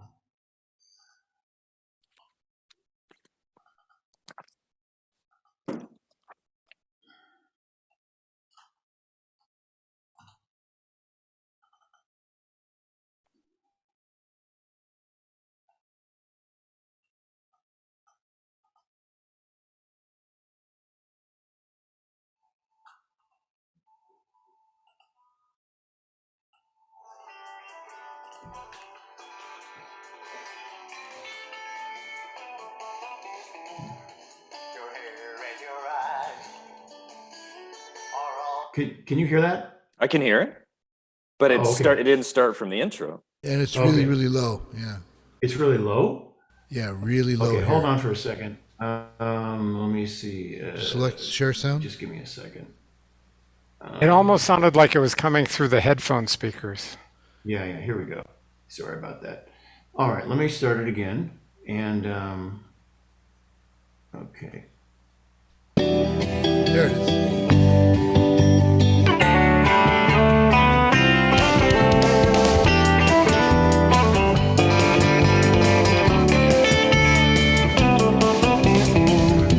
Your hair and your eyes are all I see. The rest of your face hidden from me. I'm falling in love. You've taken my heart. Love that could never be. There is no start. Just the feelings in my heart falling apart.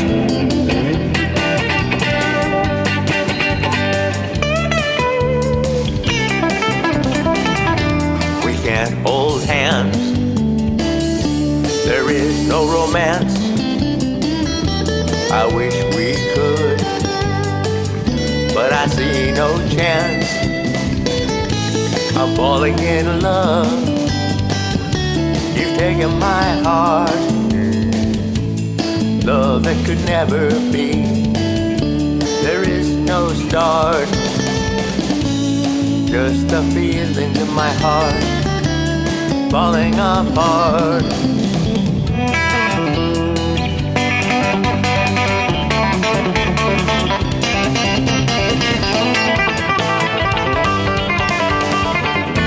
Your hair and your eyes are all I see. The rest of your face hidden from me. I'm falling in love. You've taken my heart. Love that could never be. There is no start. Just the feelings in my heart falling apart.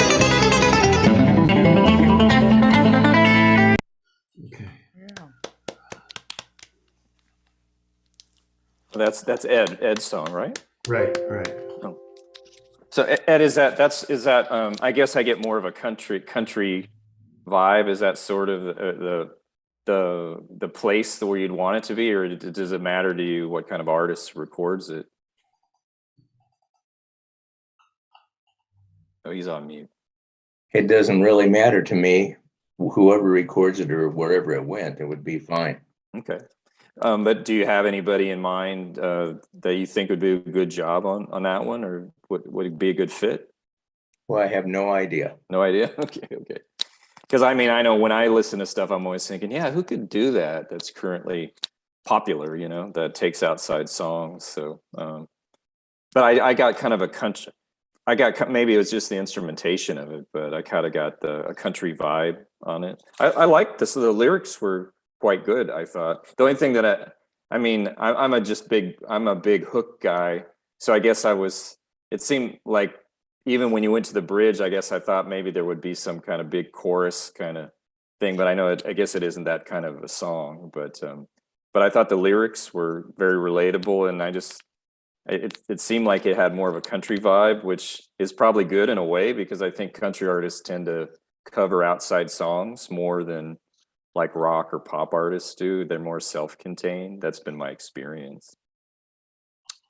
But Well, thank you. I think it was a good song, yeah. And when did you write that one? Last year. Last year. What's the inspiration when you write a song like that? Is that from a true life thing, or is that just whatever comes into your head? Well, when you think about it, everybody's masked all the time. You're at work or whatever. So the only time you get to fall in love is you're looking at their hair and their eyes. Yeah. Well, that's something, that maybe makes it even more interesting. You're right, the timeliness of it. And I'm hoping that's definitely what's been going on the last 2 years. Yeah, well, good luck with that one. But that's primarily the point, that you're not trying to market that one yourself necessarily. You'd rather somebody else cut it, right? It's a demo. Whatever happens. Okay. Well, you never know what happens with anything. I guess there's many ways it could go out. But what's like when you write a song like that and you record it, though? What's usually the next step? I mean, you might play it at something like this, but like, do you have other avenues to try to get people to hear it? I use Broadjam to do stuff, but I haven't lately. Have they been helpful at all? I know the company, it's sort of like Taxi, but I just wondered how it works out in reality. Well, like if you give Broadjam a song, do they just say we'll use our best efforts to try to find a place for it, or what do they do? You submit it to they have calls for different things, and you submit it. A lot of sync, okay? Yes. So you can get it that way. And they also have top 10 lists, which you can put it on and be worldwide with it, because they have worldwide scope. So. Yep. Okay. But I haven't been lucky in that either. Well, I think it's just anything else is just I found it's just a numbers game. I mean, it's great to have many balls in the air. My experience on Broadjam is they actually give you very good data in terms of how many songs the client has listened to. And very often it's somewhere between literally 50 songs and 300 songs. I mean, some of these guys run through hundreds of songs. And so it's very competitive. And do you think they're probably listening to 10 to 30 seconds of something and moving on, right? Probably, but you're not sure. I would assume that, if there's something that's catchy, they'll listen to it longer, but a lot of it, they'll just, probably. Or if it's for sync, they would just know just by the sound. Just the vibe. Right off. Yeah. They're looking for a certain vibe, probably. And sometimes what you'll say is, there's two categories. One is, ultimately you've been selected. That means you actually got it into something. And then the second is you'll be considered. So the considered, if you get into the considered category, that means you made the first cut. And if you get into the selected category, that means you actually, they're gonna use it. But even then, that doesn't mean they're gonna use it necessarily, because sometimes they license for like reality TV and they just want to pool the songs to be able to license. And so eventually it may or may not actually get somewhere. Yeah. Those are usually pretty non-exclusive deals, Well, and who's playing guitar on that thing? Is that you? No. Okay. I hired that. Yeah, that guy's girl is a great guitar player, you know. Yeah. The one thing about Broad Jam is they keep a record of everybody that's listened to your music. So you put it on there and you can tell if it's good or not. But Yeah, okay. Well, it's always good to get any kind of feedback, I suppose, you know. Yeah. They're very good with feedback data, I would say. So let's go on to the next one. Next is Eliza Morrison, and then the song is called I Never Had a Feeling.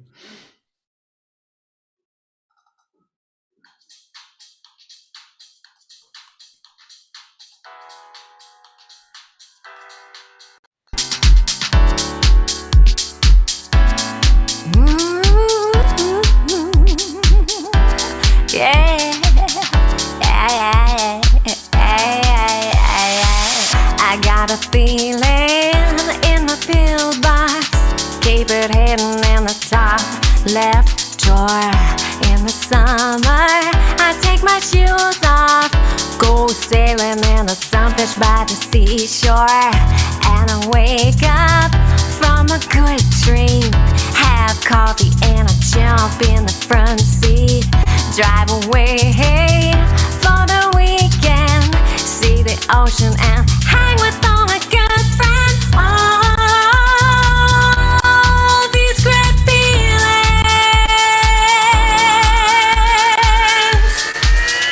but I never had a feeling like you.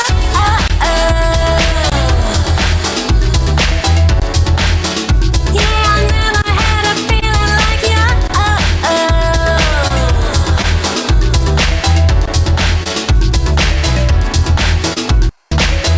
Can't describe the vibe from music. I shake my body, then I shake it more.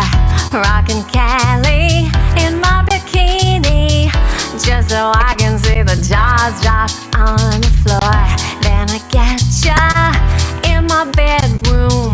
I feel butterflies just like a drug. What is this feeling? Ain't nothing like it, man. It's just the best. It must be love. All these great. Okay. So Okay. Eliza's not on with us though, right? I think she's here. On She's here. She's here. Oh, okay. She's not visible, but she's here. Okay. Okay. Hey, Eliza. By Eliza, are you singing that, or is that a demo singer? That's actually me singing it. Wow, I thought you had a really, really good voice. Really good voice. Thank you. And you wrote the lyrics too? I did. Yeah. Okay. Yeah, and the lyrics, you know, paint pictures, visuals. So, you know, it's more of a summer vibe, I guess, you know, but there definitely was some good imagery that came to mind when I listened to that. But I guess for me, it ultimately had a good melodic hook. You know, all these great feelings. That's definitely something I could hear used like, I mean, that song could be on the radio as a pop song, as a single. But also I could see it in syncs, like for commercials and things where they'll break out something like that, all these great feelings, because that, like, they could use that to promote a good time vibe for whatever product they're promoting. So, I mean, it seems like that song has some possibilities on various levels, you know? Yeah, that's what I'm after. And I'm the woman who had the UK deal almost, but I didn't go for it. Because you know, it's just my first time. I really don't know the business that much. Well, I mean, I don't, and that's, yeah, I could hear that song working anywhere in the world, but I don't know. I mean, yeah, it's just, to me, it always is about if you find somebody who's really excited and passionate and really wants to work your stuff, and you really get that vibe for real, not just like they're saying it. You know, I think you should give them a shot, you know, and then if it's non-exclusive and it has a short term on it, what do you got to lose, really? But as long as it's non-exclusive, because that song could be, you know, you'd want to maybe be able to release that song yourself, like on Spotify, not just let somebody have an exclusive where you couldn't do anything with it. Yeah, I have. It didn't really go anywhere. Okay, well, but sometimes the thing is, if it gets a sync, then it drives the song. And all of a sudden, because I remember that band Fun, if anybody knows that pop band Fun, They were having some limited success, and then that song Tonight got used in a Honda commercial, and all of a sudden it was shot to #1 because it was driven by the sync, and then everybody's like, what's that song? And then it was available for sale and streaming, and it blew up, but that's a rarity, of course, but that's an example of what can happen. So it's just better to have the song out, because sometimes that happens a lot. Even that song Bad Day, if you remember that song by Daniel Powter, Bad Day, everybody know that song? Well, it was a #1 song. But anyway, a friend of mine managed Daniel Powter. You look that song up. If you don't, you'll know it when you hear it. It wasn't doing anything on the charts. He was on Warner Brothers. And then American Idol used it as their theme song that season. And all of a sudden, everybody heard it. And guess what? It went to #1 on the pop chart. So that's sort of a sync in a way, but I'm just saying it's always good to maintain the rights to having, so you can stream it yourself. You can let somebody sync it, but you don't want to give them also the exclusive or even the non-exclusive streaming rights. I think you should maintain those, because most of those companies, they just want to do sync placements anyway. But sometimes they write those agreements in a way that it says, we have the ability to sync it, distribute it. Distribution, what I'm talking about. Distribute means they can put it on iTunes or Spotify. You may not want them to do that. You might want to control that. But that's a side issue. So that's a pretty good song. Cool. I don't know, does anybody else have feedback on these things? You can speak up. I love the song. I thought that was really catchy and very in tune with what you hear on television shows. Yeah, modern production too. Mm-hmm. Yeah. How did you get it produced, Eliza?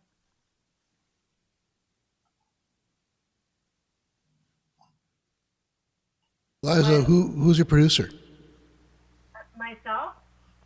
You did all the electronic tracks? Yeah, I mean, I did it all myself in GarageBand, actually. So then I mastered it. Congratulations. That's great. Thank you. It sounds very, I mean, it's electronic, but it sounds organic. It's got a really nice groove to it. I was dancing. Awesome. Thank you. Okay, next up, let's see, we've got Larambe. So I didn't know this was a night for submitting songs. yeah, oh yeah, we always have Gotta with our record industry more, though. speaker, we always have a song submission. Yeah. Okay. Okay, so Larambe's up next. I think Larambe's L7. Is that right, Jimmy? Or are you here, Larambe? Let me see. Give me a moment here. Get everything situated.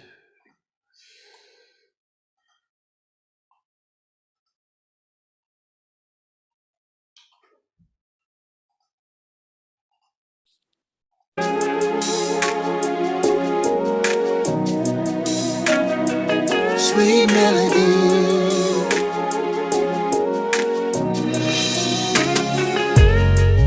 heard her loud and clearly.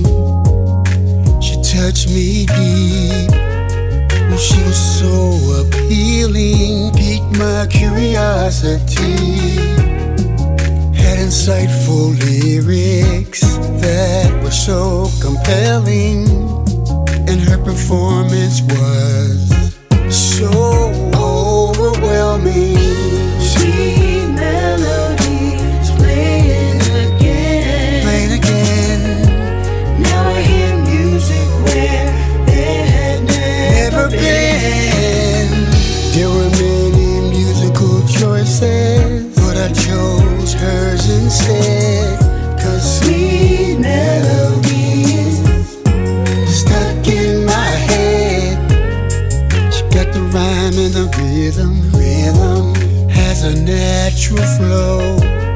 She sings with conviction, straight from her soul. I listen closely, 'cause she speaks to me. Feels like our spirits are in perfect harmony. Sweet melodies playing again.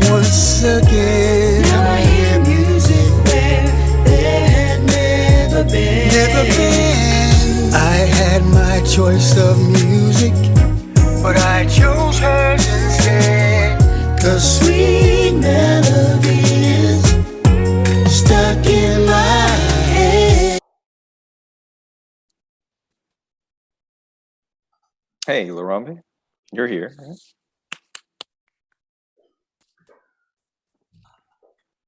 Hey, I really like that. I mean, I like, kind of soul R&B music. So that was a really good, catchy song. The sweet melody stuck in my head. Definitely is a memorable hook. So again, this is one of these songs that you could probably hear on the radio or for sing purposes. But in that, it seems like you did a pretty good. Is that you singing it, or is that somebody else singing it?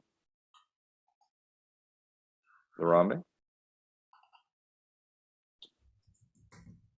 Who's singing?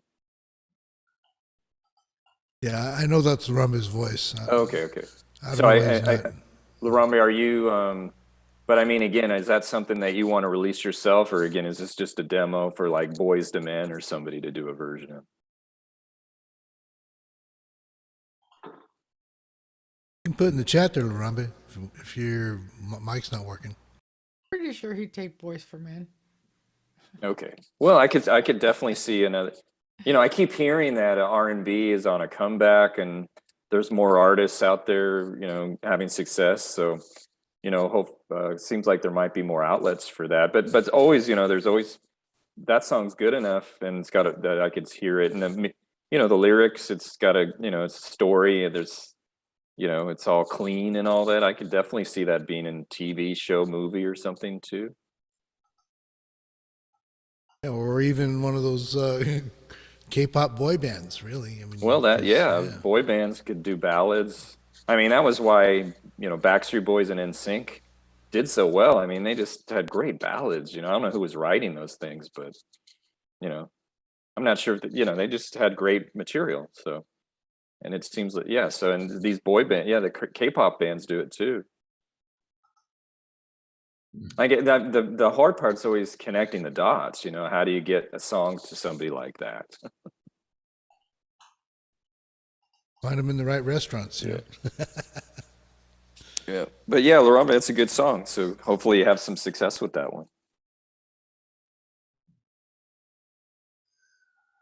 Okay.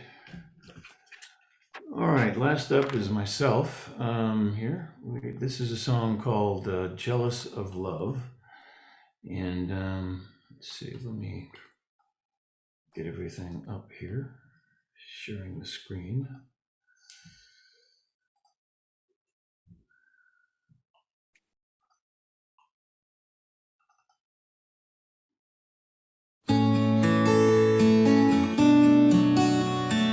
Concert for a friend, a baby-faced woman and her man sit in front of me. She makes circles on his back with nails of red and black, and in her eyes is a smile from the heart. I'm jealous of love, I'm jealous of love. I want someone to touch me that way. I've never felt fingertips like that. I'm jealous of love, I'm jealous of love. I want someone to see me that way. I want to feel a smile from our heart. A balmy cafe by the sea, a slender lady and her man kiss in front of me. Tiny fingers touch his face with a ballerina's grace. There is no one else there at all. I'm jealous of love, I'm jealous of love. I want someone to touch me that way. I've never felt fingertips like that. I'm jealous of love, I'm jealous of love. I want someone to see me that way. I want to feel the smile from our heart. All around me are visions of love. We're to see each other as one. Maybe when I expect it least, she'll be there staring back at me. I'm jealous of love, I'm jealous of love. I want someone to touch.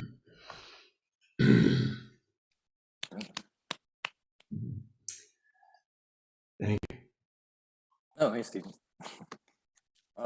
Yeah, that's a really deep song. I guess did you write that by actually like observing people, or is that completely made up lyrically? I'd say it was sort of 50-50. The original incident of seeing somebody in front of me with her running fingers along his back was very real, actually. You know, I was actually something that happened.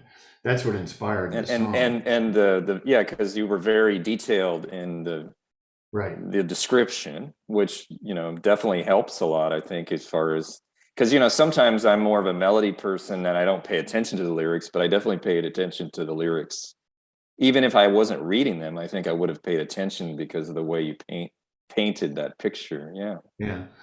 No, that was it was one of those things you don't expect any, you know, you're not expecting something, and all of a sudden you see this look between two people, and it was like, wow. You know, and it really hit me. You know, I just thought, boy, that, because I guess was, you know, because I was a little older at the time, and these were two people who were quite young, and, you know, or let's say in their 20s, young, and it kind of is a nostalgic thing almost, you know what I'm saying? And well, the song has that, but yeah, it's almost like you're remembering it, or Yeah. anybody that's listening is probably thinking back to maybe something similar. The ones, it reminded me, it's a much different song, but it almost reminded me of Jesse's Girl by Rick Springfield. Gotcha. Because Yeah. he's sitting there looking at this, what's going on in that other relationship, and he just wishes Right. it's happening to him, you know? Yeah. No, I like that song, but are you playing the guitar, the acoustic on that too? Basically, what I What do you do do? is Are you I writing? write the songs, and then I do the vocals. Oh, you're doing the vocal too? Yeah. Yeah, And well, yeah, so- the vocal was pretty, I mean, I thought you were the right vocalist for that song as far as, you know, being able to hit the high notes and stuff. Okay, yeah. But in terms of the music itself, the producers I work with, they actually play the music. Okay. Yeah, and so this particular one, Ry Randa was the fellow who played it, who played the instrument parts. I'm not a session musician. I don't pretend to be. So when it comes to that and recording things and not taking forever to do it, you know, I'll let the professionals do it. Yeah, that's a really good song, but I guess the style of it, it's almost like, it's like a bread song or something, you know. It's like right now, there's not so much radio for it, but certainly a scene in a movie or TV show that would fit that. It certainly would slot right in there, I would think. Yeah, I have a piano version of that too, where instead of a guitar, it's piano in the background. So I'm always going back and forth as to which one I like better. So that one, it said 2007. Have you had that one out for a while, or you just decided to record? I've had it out for a while, but let's put it this way: I haven't really pitched it that many times. I mean, it seems like, because when, you know, like on Broadjam, when Ed was talking about earlier, you tend to follow the description, and then you put in what you think, and so it just turns out that the number of times there's been a demand for that kind of song is not that large. Yeah, probably. But if there ever was, it would probably fit it to a T. You know, yeah. Right. All right. Well, hopefully you'll find a placement for it. I mean, it's good enough, but yeah. Well, thanks. Yeah, I don't have anything negative to say. I mean, the vocals, the guitar work, the lyrics, you know, everything about it was really good. Yeah. Well, thanks. Appreciate it. Yeah, one of the things that I've always told people is that don't wait for the movie. Yeah. Quite often, if you do a music video on your own that tells the story or works with that, that will actually help you gain traction and get the attention of some of these film and TV guys. Say, oh yeah, that scene looks a lot like what I've got in my movie, and then all of a sudden you've got stuff going on. So.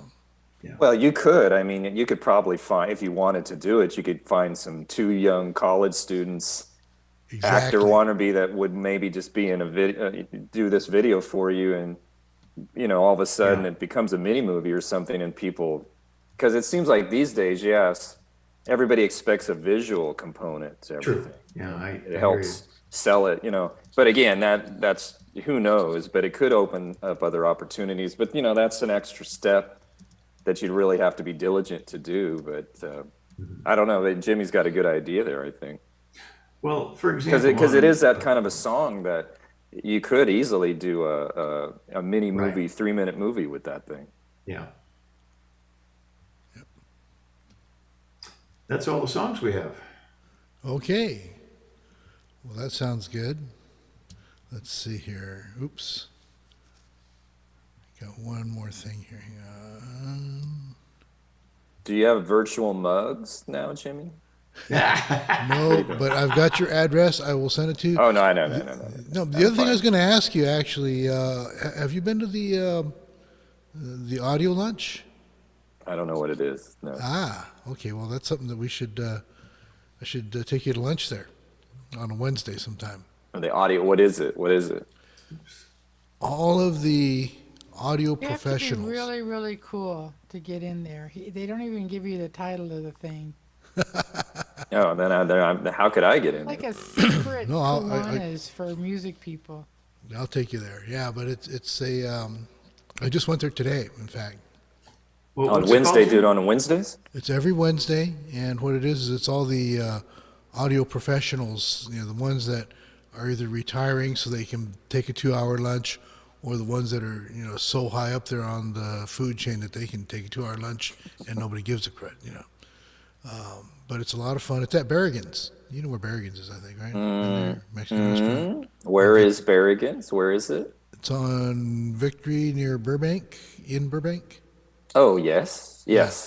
I've never been to Berrigan's, but I have driven by it. Yes, but I guess that's a good location for what you're talking about, right? Yeah. What's the name of the event? It's the audio lunch. Okay. Yeah, it's called. And they're starting to, everything's back in Everything's person. back in person now, Okay. so it's been really good. But if you're interested, make sure that you mention me, because it's technically invitation only. But if you know me, then you can say, hey, Jimmy said, come on down and check it out. But is it just people hanging out, or is they have a speaker or a It's just topic, people hanging or- out. okay. But that's the cool thing, because you get to hang out with, all these legends like Ron McMaster. He's the mastering engineer at Capitol Records. He was there again today. Mr. Bonsai, Mr. Bonsai, David, I forget his last name, but he's like the major scribe for a lot of the stuff in the music industry. So he sat with me all day today. It was kind of fun. Who else is out there? Just about anybody who's ever been like a subject of a great interview in like Music Connection, or even old Mix magazine, if you remember that. These Oh, yeah. are all the local guys. But remember, because you're a musician and into sound, and a lot of people that I don't, I wouldn't remember their names because I've never really focused on them as much. They're more behind the scenes. Yeah. I mean, I've always tried to like who's the A&R person, or who's the president of the label, or those are the ones I tend to. And then the engineers and the mixing, mastering people do amazing work, but a lot of times, unless it's like Bernie Grunman or somebody, I don't really know who they are. Exactly. Yeah, they're all behind the scenes people. So, yeah. But anyway, we'll try to. Or the big producers. Sometimes you hear their names a lot too, or the mixers. And sometimes they'll show up as well. Remember, there was a fairly well-known songwriter that was up there recently, but I can't remember her name off the top of my head. I remember I had dinner with her once, and it was kind of a weird situation. But anyway. Okay. Well, she asked me about microphones, and I told her, well, what do you need the microphone for? And she said, well, if I have to tell you, then it's not, and all of a sudden she was gone. It was like, what happened? Really weird.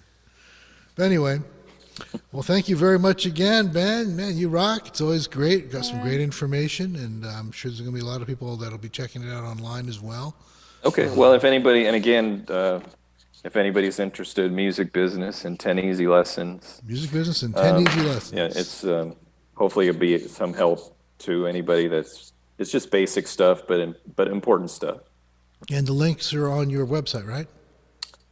Yeah, there is a link there somewhere. There is somewhere.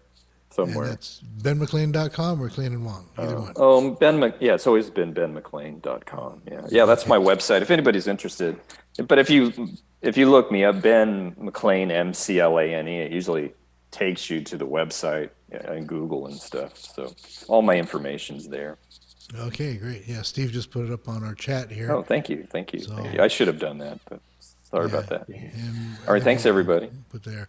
All right, man, have a good one. And our next event is our showcase on the 16th, right? Yes. And that's in 2 weeks from person tonight, at the Urban Homestead. So make sure you sign up for that. We're going back live, huh? We're going back live for that, so that's going to be good. So, Jimmy, are they going to do NAMM again next year finally in person, or do you know more about NAMM? This year. Oh, this year, but in the summer, or when? It's June, beginning of June, I think. June 2nd. It's going to be in Anaheim, right? In Anaheim. So I've. Is it going to be as big or scaled back? But it'll probably be scaled back because I know they were looking for people to participate, and almost all the Chinese companies said nope. Oh. Okay. So, are you going? You're going to be there? I will be there. I'm not sure who I'm going with yet because 3 of the 4 Chinese companies that I work with said they're not coming. So I may have to go in there with one of the American companies I'm working with. So we'll see. But I'm excited because it's the first time in a while, and I'm sure there's going to be a whole lot of incentives for people to be there. So there'll probably be some great swag, and I'm sure there's also going to be a lot of people that really want to make those connections again because there's so much lost, not just with the business side, but also people. I can't believe in the last 2 years, man, we've lost so many people in this industry. 3 of the people that I always go to see there because they're playing there, friends of mine, they've passed away, and 2 of them were COVID, Wow. They should not have passed away because they unfortunately they were anti-vaxxers, and that's, I told them, well, it's been great knowing you, and they said, yeah, well, whatever, and then they died, and it's like, well, that's what happens, so. Well, okay. Well, I know you're the NAMM expert, but I hadn't really heard that much about it, actually, because they usually do it in January, and I figured, well, they must have just skipped this year again, Yeah, no, they put it in place of Nashville, because usually Nashville has the summer NAMM, and so they're going to see how that works out. And the other reason, too, of course, is that COVID doesn't like hot weather, so hopefully, we'll take care of all that, too. All the mask restrictions are starting to get lifted. Well, if it's Orange County, when you go down there, it's like, I was down there 6 months ago, and you wouldn't have thought there was any COVID restrictions. Yeah. So, we'll see what happens with that. But if you need the links or anything else, or you need a ticket, just let me know. I'll see what I can do for you. All right. Thank you. Anyway. See you, everybody.